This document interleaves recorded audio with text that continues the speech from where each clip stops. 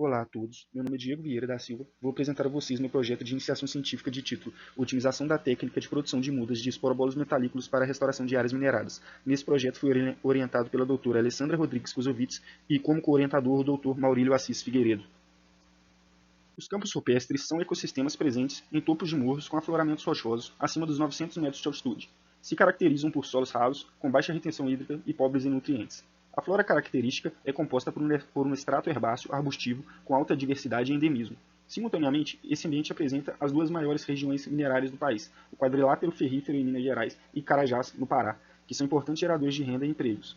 Para além da conservação de áreas de campo rupestre, a existência desses dois fatores conflitantes entre si impõe elevada importância no desenvolvimento de técnicas de restauração ambiental. Atualmente, um dos maiores limitantes para a restauração ecológica das áreas mineradas sob os campos rupestres é a indisponibilidade de mudas de espécies nativas no mercado. Gramíneas nativas dos campos rupestres, em sua maioria, apresentam sementes com baixa taxa de germinação, o que exige a coleta de grande número de sementes em campo, aumentando os custos de coleta e manuseio e o risco de sobreexploração de recursos em campo. Considerando o contexto ecológico, a equipe do nosso laboratório desenvolveu com sucesso a germinação de sementes de uma espécie de gramínea nativa, Sporobolus metalliculus, que é uma espécie nativa, endêmica e descrita na lista do Copan como espécie em ameaça vulnerável. O aperfeiçoamento da produção dos plugs, com otimização do número de sementes por plug, é etapa essencial para viabilizar a redução dos custos de produção das mudas e reduzir o impacto de coleta sobre os ecossistemas. Os objetivos foram melhorar o aproveitamento do limitado volume de sementes disponível, a melhor relação entre densidade e dimensões dos plugs e a redução dos custos de produção. Metodologia. Sementes de esporobolos foram coletadas no Parque das Andorinhas, em Ouro Preto. As sementes foram semeadas em recipientes de alumínio perfurados para garantir a drenagem adequada. Cada recipiente continha uma mistura de substrato composta por 50% de substrato comercial e 50% de solo coletado na área de origem das sementes. Foram realizados 3 tratamentos, variando o número de sementes por bandeja, 100, 200 e 300 sementes. Nos primeiros 14 dias não houve germinação observada, possivelmente devido às altas temperaturas que atingiram até 40 graus e dentro das estufas ultrapassaram 50 graus Celsius. Com base nisso, ajustamos a frequência de irrigação para 2 vezes ao dia, e 4 dias após essa mudança, as primeiras sementes começaram a germinar. Mantivemos essa rotina de irrigação até que as temperaturas se estabilizassem. 60 dias após o início da germinação, selecionamos 5 bandejas de cada tratamento, totalizando 15 bandejas, para determinar o número de indivíduos e medir a biomassa seca. As plantas foram cuidadosamente removidas do substrato e secas em estufa a 60 graus Celsius, até atingir peso constante. A biomassa foi então medida em balança analítica. 90 dias após o início do experimento, repetimos o procedimento, incluindo a separação da biomassa da parte aérea e das raízes para análises detalhadas.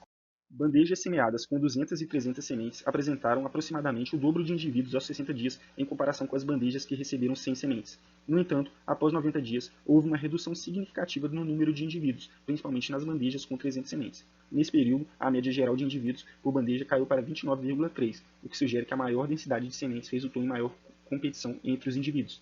Essa redução, especialmente no tratamento com 300 sementes, indica que densidades menores, como 100 e 200 sementes, podem ser mais adequadas para a formação de tapetes dessa espécie. A redução no número de indivíduos por competição não implicou necessariamente em uma diminuição da biomassa produzida por área. A biomassa seca total das gramíneas por bandeja não apresentou diferenças significativas entre os tempos 1 e 2 em cada tratamento, ou seja, após 90 dias, um número menor de indivíduos conseguiu gerar a mesma quantidade de biomassa seca. Apesar das variações dentro de cada tratamento, os valores absolutos tanto do número de indivíduos quanto da biomassa sugerem que a densidade de 200 sementes por bandeja pode ser a escolha mais eficiente.